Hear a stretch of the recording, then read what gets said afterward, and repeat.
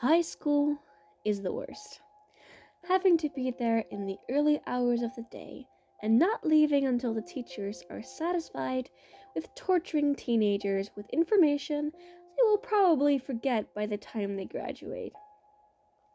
Not to mention all the tests and extracurricular stuff they have to do, mostly clubs and whatnot, but some have more attention attracting stuff. Hugo was one of those guys. The stereotypical jock that played football. He was good too. Not as good as his captain, but still pretty damn good. Sadly, that was one of the only things he was good at, exercising, which meant that his grades tended to suffer. His parents weren't overly strict about it, but they did not want their son to have to repeat a year just because he found his club more important than studying. It went pretty well in the first 3 years of high school, but the things they were teaching suddenly got more difficult, which is why Hugo Lowe found himself in one of the more abandoned parts of the school building, in a study hall, catching up on his homework that he had left for later. He knew that if he were to go home, he would not do it. His family is great, but having 2 younger sisters meant that he had to give some free time to them, if he still wanted to be a good big brother, and to give his parents a little rest from the 6-year-old twins. And the reason why he chose a more out-of-the-way part of the building was sorely because of pride. He did not want his friends to see he had been struggling more than they already knew. Yes, jocks were mostly seen as stupid, but his teammates were actually pretty smart. Also one of the reasons he didn't ask them for help, another part of his stupid pride.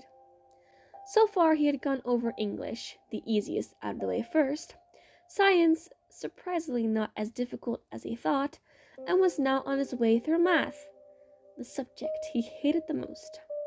He could just not wrap his mind around it. It seemed like all the numbers and formulas were laughing at him, mocking him for being stupid. Not to mention, he had been at this for about 3 hours now, with no breaks. So he was starting to become a little crazy. Hugo groaned and rubbed his eyes.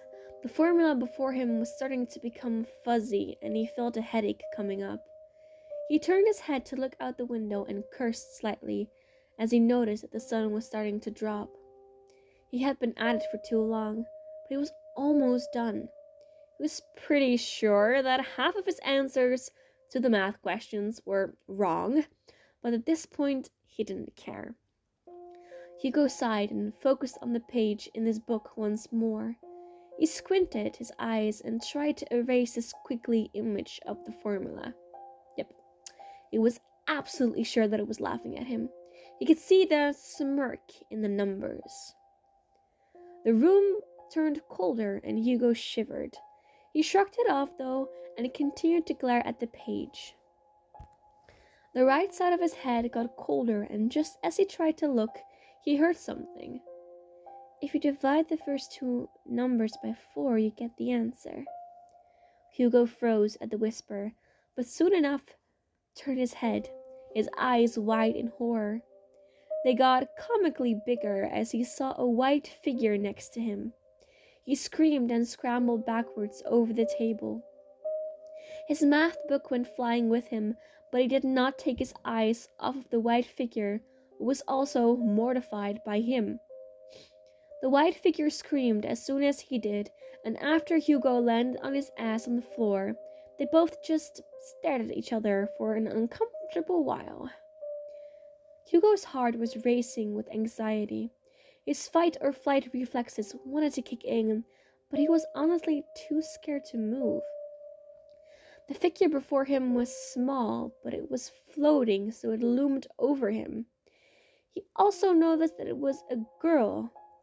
Her hair looked dark grayish, but that was probably because there was a white mist covering her body.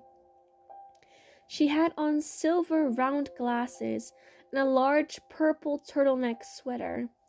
Her jeans were blue, but her feet were almost entirely white, so he wasn't sure if she was wearing shoes or not. Her white eyes were a green-blue color. The ghost girl blinked a couple times, calming down, it seemed. She nervously smiled and raised a hand, hovering closer to Hugo. "Hi," she said, her voice echoing in the room. "I'm Kiara. What's your name?" It took a couple seconds for Hugo to understand that she was talking to him. So, he yelled again, scrambling to pick up his stuff while the ghost girl Kiara tried to calm him down. As soon as he got all of his stuff in order, he bolted out of the door.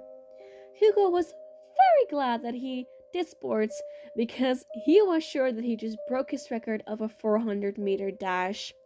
He didn't even stop when he made it out of the school. He luckily stopped screaming, but his legs did not until he was at his house. Hugo slammed the door shut behind him and finally took a deep breath in, trying to calm his racing heart. He leaned on the door and slid down as he suddenly became very tired. He closed his eyes to try and make something of what had happened just a few minutes earlier. "Hugo, are you okay?" His mother's voice snapped him out of his racing thoughts, and he looked up to see her staring at him with concern. He needed to get his shit back together. He smiled at her and stood up on shaky legs, hoping his mother didn't catch that. "Yeah, sorry." He was still slightly panting. Decided it was a good idea to sprint home after sitting for a few hours. "Seems like I've overestimated myself," he chuckled, trying to make it sound genuine and not awkward. His mother sighed and gave him a small smile. "Just be careful. You have to know your own limits."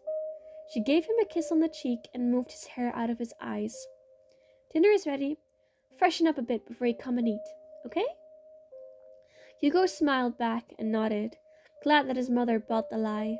Well, he wasn't lying technically. He did run all the way home, but that was mostly out of fear, not practice.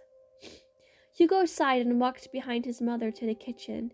He said hello to his father and little sisters before he made his way up the stairs to his room.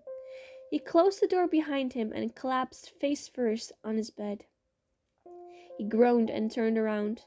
First, dinner with the family, then he can ponder about the ghost girl. Yeah, good plan.